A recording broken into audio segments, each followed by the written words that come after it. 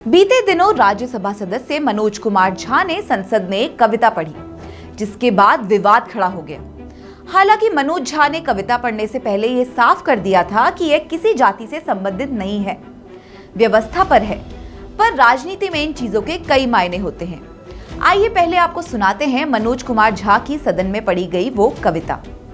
चूल्हा मिट्टी का, मिट्टी तालाब की, तालाब ठाकुर का, भूख रोटी की, रोटी बाजरे की, बाजार खेत का, खेत ठाकुर का, बैल ठाकुर का, हल ठाकुर का, हल की मूठ पर हथेली अपनी, फसल ठाकुर की, कुआं ठाकुर का, पानी ठाकुर का, खेत खलिहान ठाकुर के, गली मोहल्ले ठाकुर के, फिर अपना क्या, गांव, देश, शहर। और मैं फिर से क्लैरिफाई करता हूं, वो ठाकुर मैं भी हूं, वो ठाकुर संसद में है, वो ठाकुर विश्वविद्यालयों में है, वो ठाकुर विधायिका को कंट्रोल करता है। इस ठाकुर को मारो जो हमारे अंदर है। जय हिंद मैम, जय हिंद।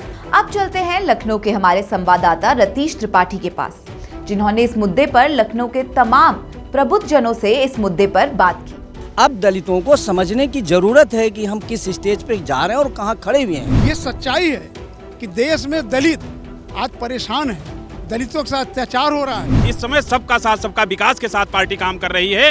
कहीं पर जातिवाद व्यवस्था नहीं, कहीं पर जो है भ्रष्टाचार व्यवस्था नहीं है। अगर व्यवस्था पर कोई सवाल है तो व्यवस्था सुधार में मुझे लगता है देश के किसी भी सम्मानित नागरिक से पूछेंगे तो वो कहेगा कि देश आस्था से, धर्म से, जाति से नहीं, देश संविधान से चलना चाहिए, कानून से चलना चाहिए। नमस्कार, मैं हूं रतीश त्रिवेदी और आप देख रहे हैं श्रेष्ठ भारत। श्रेष्ठ भारत में आज चर्चा इस बात पर होगी कि ओम प्रकाश वाल्मीकि जो बड़े साहित्यकार रहे हैं, उनकी एक कविता रही है कुआं ठाकुर का। इसकी चर्चा इसलिए करने जा रहे हैं क्योंकि संसद में इसकी गूंज सुनाई दी। मनोज झा जो आरजेडी के प्रवक्ता हैं, कुशल नेता कहे जाते हैं, सांसद हैं, उन्होंने इसकी लाइनें, इसकी पंक्तियां पढ़ीं और पंक्तियां पढ़ने के बाद अपरोक्ष रूप से हमले किए। हमला व्यवस्था पर किया गया, ऐसा उनका कहना है, लेकिन विपक्ष के इस हमले पर सत्ता पक्ष भी उखड़ा हुआ है और देश भर में चर्चा हो रही है। चर्चा हम भी कर रहे हैं, हमारे साथ वरिष्ठ पत्रकार भी जुड़े हैं, कुछ आम लोग भी जुड़े हुए हैं जो बताएंगे कि इस चर्चा में, चर्चा के बीच चर्चा किस बात की है और क्या ओम प्रकाश वाल्मीकि की जो कविता है वो आज कितनी मजमून, कितनी व्यवस्था के ऊपर चोट करती हुई दिखती है, चूँकि व्यवस्था पर लिखी गई थी, और कितनी प्रासंगिक है। सबसे पहले हम बात करते हैं नवलकांत सिन्हा जी जो वरिष्ठ पत्रकार हैं उनसे। नवलकांत जी, सबसे पहले आपसे शुरू करेंगे और इसलिए शुरू करेंगे क्योंकि ये कविता जब संसद में पढ़ी जाती है तो उसके क्या मायने निकाले? देखिए, कविता की बात की तो मैं ऋग्वेद के पुरुष सूक्त से शुरू करता हूँ। उसमें वर्ण व्यवस्था पर लिखा कि ब्राह्मण मुखमासित बाहुर जन्य करता उरु तद्दस्यु यद्वेश्वा पदिभाम शूद्रो जायत। यानी जो ब्राह्मण है वो मुख के समान और वो भुजाएं और कमर और पैर, ये वर्ण व्यवस्था थी। और इसमें किसी का भी कम और ज़्यादा स्थान नहीं था। बिना पैर के भी आप जीवित नहीं रह सकते हैं और बिना जो है आप बिना हाथ के भी नहीं जीवित रह सकते, बिना सर के भी नहीं रह सकते हैं। ये क्रम में बदलती हुई जो व्यवस्था थी वो जाति में कन्वर्ट हो गई। और जो जिसमें ऋग्वेद में जिसमें राजन्य बोला, मतलब राजा जिसको बोला है, वो क्षत्रिय हुआ, यानी ठाकुर हुआ। ठाकुर भी एक विशेषण हुआ करता था। किसी भी जगह का जो सबसे बड़ा आदमी होता था वो ठाकुर हुआ करता, पावरफुल। लेकिन जब जाति व्यवस्था हो गई तो वो ठाकुर ज़्यादातर जगह पे वो क्षत्रिय होने लगे। तो ये समझा जाने लगा कि ठाकुर मतलब क्षत्रिय। और भी जाति के लोग ठाकुर अपने नाम के आगे लगाते तो वो क्षत्रिय नहीं होते, लेकिन क्षत्रिय ज़्यादातर जो है वो क्षत्रिय जाति वाले ही हैं, ठाकुर हैं। तो उस लिहाज से देखा जाता है। और इस कविता में भी जो कहा गया है, ठाकुर मानने की जो ताकतवर व्यक्ति है उसमें मोस्टली क्षत्रिय होंगे। तो झा ने जब ये कविता पढ़ी तो उन्होंने इसको डिफाइन भी किया कि किसी ठाकुर या क्षत्रिय से इसका लेना देना नहीं है, उन्होंने इसको बताया, लेकिन कविता ज़रूर पढ़ी। देखिए, सियासत में अपने ढंग से व्याख्या की जाती है। उन्होंने भी कविता का इस्तेमाल किया था नरेंद्र मोदी पर निशाना लगाने के लिए कि सब कुछ हो रहा है लेकिन मौत जो है कोई बड़ा आदमी काट रहा है, कोई ठाकुर काट रहा है। तो प्रधानमंत्री तो ठाकुर जात के भी नहीं है। वो उसका असर हो। देखिए, पब्लिक में हमको वोटों की ज़रूरत होती है। पॉलिटिशियन हमें हमेशा वोटों का कैलकुलेशन करता है। जो आम व्यक्ति है वो इतना पढ़ा लिखा नहीं होता है। तो उसके मैसेज में जाता है कि ये ठाकुर मतलब ये ठाकुर जाति को कह रहे हैं, तो उसका लोगों ने फ़ायदा उठाया और उस पर चर्चा शुरू की। और जो क्षत्रिय राजनीति करते हैं, जैसे कोई क्षत्रिय नेता है वो क्षत्रियों की राजनीति करेगा, तो जाहिर सी बात है अपने वोटों को संतुष्ट करने की बात। मेरा व्यक्तिगत तौर पे जो मनोज झा ने बोला है बहुत ही शानदार बोला, बहुत ही दिलचस्प था। लेकिन जानते हैं कि इस देश में ये जातियों की राजनीति वाला देश है और यही वजह है कि वहाँ पे जातियों की बात। अभी मानते हैं कि अपरोक्ष रूप से हमला बोला और साहित्य का साथ लिया। देखिए, आज से नहीं, जब से देश आज़ाद हुआ है, बल्कि आज़ादी से पहले भी जो अंग्रेज़ों के समय में लोग चुन के जाते थे और असेंबली में रहते थे, वो साहित्यिक बातें करते थे। अब आज के दौर में थोड़ी साहित्यिक बातें कम हुई, लेकिन पहले से होती रही हैं। और तमाम तरह से यूपी विधानसभा से लेकर संसद तक और दोनों सदनों में हर जगह साहित्यिक उदाहरण दिए जाते, साहित्यिक बात कही जाती है और सबका अपना कहने का अंदाज है। लेकिन यहाँ पे जिस तरह से साहित्य को लेकर निशाना साधा गया और जिसका अलग अर्थ निकाला गया, मुझको लगता है कि ये अब आने वाले समय में लोग सोचेंगे कि क्या बोलना है क्या नहीं बोलना, कोई कविता सुनाने की नहीं। कविता सुनाने की नहीं, साहित्य को बेहतर तरीके से समझता है पत्रकार। और पत्रकार क्या समझ रहे हैं, वरिष्ठ पत्रकार क्या समझ रहे हैं, उन्होंने अपने बारे में बताया। आम लोग हैं, उनसे बात कर लेते हैं। भाई, चर्चा जो होती है या जो नवलकांत जी ने बताया, उसे क्या समझ में आता है कि साहित्य का सहारा लेकर के अब वार पलटवार शुरू हो रहा है? जी बिल्कुल सही बात है। जो अभी माननीय पत्रकार महोदय जी ने बोला है, हम इनके बात से सहमत हैं। और उन्होंने जो बोला है आज को देखते हुए, चूँकि फिर से सिंघोल कहीं ना कहीं वापस आ गया है, तो जो उन्होंने बोला है मैं उनकी भी बात से एग्री करता हूँ। सिंघोल कहाँ ले आया? बिल्कुल उसी की वजह से तो एक कविता आई है। नहीं, कविता तो नितिन गडकरी ने भी कही थी, वो पता नहीं गधा और घोड़ा पता नहीं क्या, उस पर कोई बात नहीं हुई, तो सिंघोल आया इसी वजह से कविता आई है, हम लोग तो ये मानते हैं। अच्छा, आप बताइए, ये जो कविता पढ़ी जा रही है और कुआं ठाकुर का की चर्चा की जा रही है, इस चर्चा में आप लोग क्या समझ रहे हैं कि चर्चा किस बात पर है और किस पर इशारा? ये जो है ये बिल्कुल सही उन्होंने पढ़ी है कविता, इसमें झूठ नहीं है। दलितों के साथ जो हुआ है उसकी एक थोड़ी सी निशानी उन्होंने संसद में पेश की है। और ये सच है जो उन्होंने कहा है कि कुआं ठाकुर का, बाधी ठाकुर की, बैल ठाकुर का, खेत ठाकुर का, तो ये सच है। आज जो युग आ रहा है, जो प्रधानमंत्री जी हमारे युग देख रहे हैं, जो सपना देख रहे हैं, उस सपने में तो साफ दिखाई दे रहा है कि जिस संगोल को जवाहरलाल नेहरू ने म्यूजियम में फेंक दिया था आज से 70 साल पहले, उस संगोल को फिर उठा करके संसद में लाए हैं। इसका मतलब यही है कि दलित जो है वो उसी कैटेगरी में जा रहा है, कुआं ठाकुर का, खेत ठाकुर का, बाधी ठाकुर की। तो क्या मतलब है कि दलित को फिर उसी तरह से बैल की तरह पीटा जाए? आज प्रधानमंत्री जी साफ साफ ये दर्शा रहे हैं और हो भी रहा है। किसी के सर पे पेशाब किया जा रहा है, किसी के दलितों को मारा जा रहा है। अभी आप सुल्तानपुर में एक डॉक्टर के पैर में ड्रिलिंग कर दी, भाजपा के नेताओं ने कर दी। तो ये हो रहा है भाई साहब, आप समाज में देखिए कितनी भयंकर रूप से हो रहा है। शायद इसीलिए आप ये कहेंगे कि इन कविताओं की बहुत ज़्यादा ज़रूरत हो जाती है, क्योंकि दलितों को इस कविताओं को पढ़ना चाहिए कि हम किस युग में पाषाण काल में जा रहे हैं, कि सिंधु घाटी सभ्यता काल में जा रहे हैं, कि आज के युग में जा रहे हैं। अब दलितों को समझने की ज़रूरत है कि हम किस स्टेज पे जा रहे हैं और कहाँ खड़े हुए हैं। आपको क्या समझ में आता है? आप तो कह रहे हैं, अभी हमने आपसे बात करी तो उन्होंने कहा कि दलितों को समझना होगा कि पाषाण काल में जा रहे हैं। देखो, इस सामाजिक ताने बाने को तोड़ने का काम कर रहे हैं ये हैं, या जो झा साहब ने जिन्होंने कविता पढ़ी, वो कविता जब वाल्मीकि जी ने, ओम प्रकाश वाल्मीकि जी ने लिखी, वो मुजफ्फरनगर के रहने वाले थे। और मुजफ्फरनगर की जब कविता लिखी गई वो सन 1981 था। उस समय कांग्रेस की सरकार यहाँ होती थी। उस समय जरूर आहत रहे होंगे लोग, लेकिन इस समय सबका साथ सबका विकास के साथ पार्टी काम कर रही है। कहीं पर जातिवाद व्यवस्था नहीं, कहीं पर जो है भ्रष्टाचार व्यवस्था नहीं है। सारे लोग एक भी, गल्ला आता है, चाहे शौचालय आता है, चाहे उज्ज्वला सम्मान निधि आती है, चाहे किसानों की सम्मान निधि आती है। जाति व्यवस्था को देख कर नहीं, कविता तो आप भी पढ़ सकते हो, हमारे यहाँ भी लोग पढ़ सकते हैं। कविता पढ़ने के लिए कोई भी कैसी भी पढ़ सकता है। लेकिन ओम प्रकाश जी ने जो कविता लिखी थी, स्वर्गीय श्रद्धेय ओम प्रकाश जी ने जो कविता लिखी थी, वो कविता उनकी भावनाएं थी। कविता समय समय पर कवि लिखते हैं, किसी सड़क पे चल रहे हैं, किसी भावना से आहत हुए कविता लिख दी।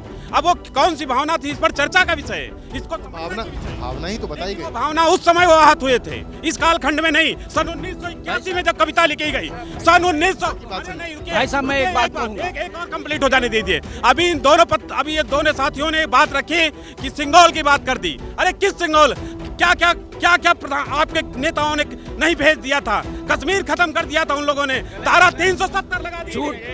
भैया पंडितों को हटा दिया था। झूठ कश्मीर हरी सिंह, सुन लीजिए, कश्मीर कांग्रेस के हरी सिंह के बाप ने कश्मीर बनाया था। किसी के बाप का हरी से वो कश्मीर में। सुन लीजिए, हम आपसे बात करेंगे। आपसे ज्यादा समय आपको मिला है, हमको कम मिला है। आप बताइए। हरी सिंह के बाप ने, करण सिंह ने, हरी सिंह ने कश्मीर बनाया था। कश्मीर किसी के बाप की बपौती नहीं है। ये जवाहरलाल नेहरू ने, कश्यप ऋषि की धरती है और जिस कश्मीर को एक करने में, जिस हैदराबाद को एक करने में अहम भूमिका निभाई सरदार वल्लभ भाई पटेल। कश्मीर की चर्चा बहुत लंबी है। हाँ, मुद्दा हमारा कविता है। आइए देखिए, मुद्दे पे आइए। बहुत सीधी बात है, ये कोई झगड़े की बात नहीं, कुछ नहीं।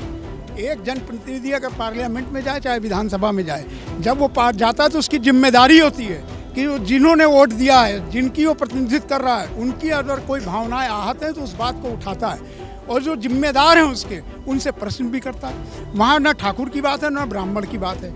ये सच्चाई है कि देश में दलित आज परेशान है, दलितों के साथ अत्याचार हो रहा है। प्रधानमंत्री कहते हैं कि सबका साथ सबका विकास वो कर रहे हैं। नारा तो बहुत अच्छे सब दे सकते हैं, नारे में कुछ नहीं रखा।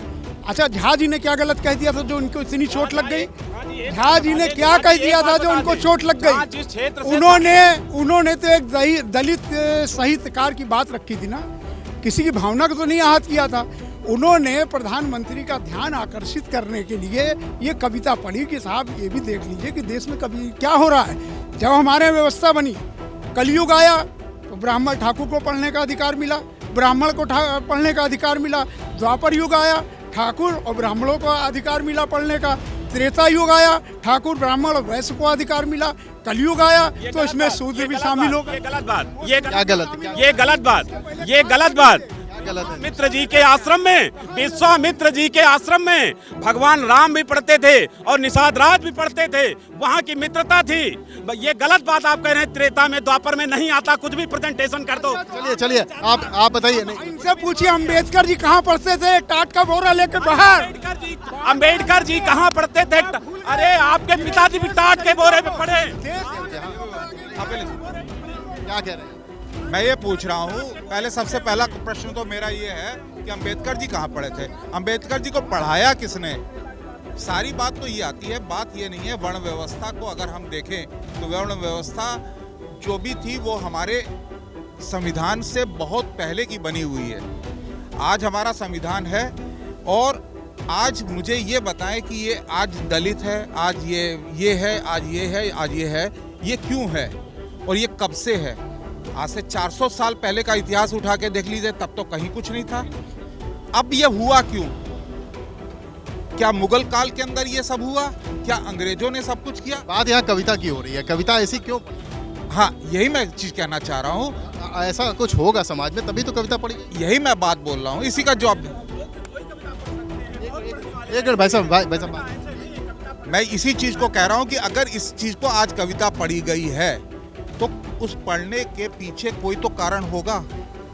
ठीक, मैं मानता हूं। चलिए, आपने दलितों को लेकर के आपने इस कविता को पढ़ा, क्या तो केवल क्या उस चीज को आप उस चीज निशाना किस चीज का बना रहे हैं? तो आप ये बताइए कि ये जो कविता है, क्या अभी भी स्थिति कुंवर ठाकुर का स्थिति दिखती है? दावा इतना किया जाता है कि सब कुछ ठीक हो गया है, सब ठीक है पूरे देश में। नहीं, पहले से तो काफ़ी सुधार है, क्योंकि जो पावर थी अब तो डिस्ट्रीब्यूट हुई है सब में। लेकिन जो सांसद है या कोई विधायक है वो क्षेत्र का प्रतिनिधि होता है, तो वो सबकी बात रखता है। अगर उसे कोई समस्या दिखती है अपने क्षेत्र में या समाज में, तो वो जाहिर सी बात है संसद तक पहुंचाएगा या विधानसभा तक पहुंचाएगा। तो अगर उन्हें समस्या दिखी तो उन्होंने ये बात पहुंचाई, और जाहिर सी बात है प्रधानमंत्री जी को चाहिए कि इस बात पे अगर उन्हें दिख रही है समस्या, उनको भी लग रही है, तो काम करने की ज़रूरत है। क्योंकि दलित तो अभी भी बहुत पिछड़े हैं, आदिवासी भी अभी बहुत पिछड़े हैं। समाजवादी पार्टी के बड़े नेता, प्रखर वक्ता हैं सुनील साजन जी भी हमारे साथ जुड़ गए हैं। सुनील जी, आरजेडी के राज्यसभा सांसद और प्रवक्ता मनोज झा ने संसद में एक कविता पढ़ी, ओम प्रकाश वाल्मीकि जी की 1981 की कविता है कुआं ठाकुर का। उन्होंने कहा कि ठाकुर कोई क्षत्रिय की बात वो नहीं कर रहे हैं, एक व्यक्ति विशेष की बात नहीं की जा रही है, व्यवस्था की बात की जा रही है। स्थितियाँ कमोबेश इसी तरीके की बनी हुई हैं। क्या आपको भी ऐसा लगता है? देखिए, जो माननीय सांसद जी ने कविता पढ़ी, और मुझे लगता है कविता पढ़ने से पहले भी उन्होंने कहा कि ठाकुर का मतलब कोई जात विशेष की बात नहीं कर रहे हैं, वो एक संकेत है। जैसे अभी भी लोग कहते हैं रावण, रावण का मतलब अहंकार। अभी भी लोग कहते हैं हिटलर, हिटलर का मतलब तानाशाह। तो किसी जात विशेष पर नहीं, वो व्यवस्था पर है। अगर व्यवस्था पर कोई सवाल है तो व्यवस्था सुधार में मुझे लगता है देश के किसी भी सम्मानित नागरिक से पूछेंगे तो वो कहेगा कि देश आस्था से, धर्म से, जाति से नहीं, देश संविधान से चलना चाहिए, कानून से चलना चाहिए। मुझे लगता है इसमें कोई बुराई नहीं। ये जो कविता पढ़ी गई है ये चर्चा में है, काफ़ी ज़्यादा केंद्र में है। क्या लगता है कि व्यवस्था इसी तरीके की बनी रही है और रहती रहेगी, और इसी को लेकर के आप लोग और ज़्यादा सवाल सत्ता पक्ष पे उठाने जा रहे हैं? नहीं, देखिए, आज़ादी से पहले जब इस देश में संविधान नहीं था तो स्वाभाविक है ये व्यवस्थाएं थी। लेकिन जब इस देश में संविधान लागू हुआ तो संविधान ने सबको बोलने की, सबको रहने की, सबको पढ़ने की, सबको आज़ादी दी, अपने अपने हिसाब से काम करने की आज़ादी दी। तो ये पुरानी व्यवस्था पर होता क्या है कि आप किसी भी घटना पे कोई जिक्र करते हैं तो पुराना कोई उदाहरण लेते हैं, तो उस उदाहरण को कोई जाति या कोई धर्म या कोई वर्ग विशेष अपने पे ना ले। अगर कोई आज भी हर दशहरे को रावण का पुतला जलाया जाता है, तो रावण नहीं जलाया जाता है। वो ये संकेत है कि समाज में कि अगर रावण रूपी अहंकार या कोई बुराई आपके मन में है तो आप उसे खत्म करें। सही बात कही सुनील साजन, समाजवादी पार्टी के प्रवक्ता। और जो आम लोग यहाँ पर जुटे हुए हैं, जो वरिष्ठ पत्रकार हमारे साथ जुड़े थे, उन्होंने भी साफ तौर पे कहा कि मनोज झा के द्वारा पढ़ी गई ये कविता व्यवस्था पर चोट है, ना कि किसी व्यक्ति पर है। जो व्यवस्था आज उनको और उनके चश्मे से दिख रही है, उस पर उन्होंने चोट करने के लिए ओम प्रकाश वाल्मीकि की, कुआं ठाकुर का की कविताओं की पंक्तियां पढ़ी हैं, और इन पंक्तियों पर चर्चा देश में काफ़ी ज़्यादा हो रही है। ऐसी ही चर्चा साहित्यकारों की पंक्तियों को लेकर के उठाई जाती हैं, पंक्तियों के साथ उठाई जाती हैं, और उसके बाद व्यवस्था पर चोट की जाती है, चाहे विपक्ष हो चाहे सत्ता पक्ष हो। सत्ता पक्ष और विपक्ष एक दूसरे पर साहित्यकारों के साहित्य को लेकर के उनको बेस बनाते हुए, उनको आधार बनाते हुए हमले करता है। और जब मौका 2024 के चुनाव का हो तो इन कविताओं को और ज़्यादा प्रासंगिक होते देखा जा सकता है। कैमरामैन रजनीश के साथ रतीश त्रिवेदी, श्रेष्ठ भारत, लखनऊ।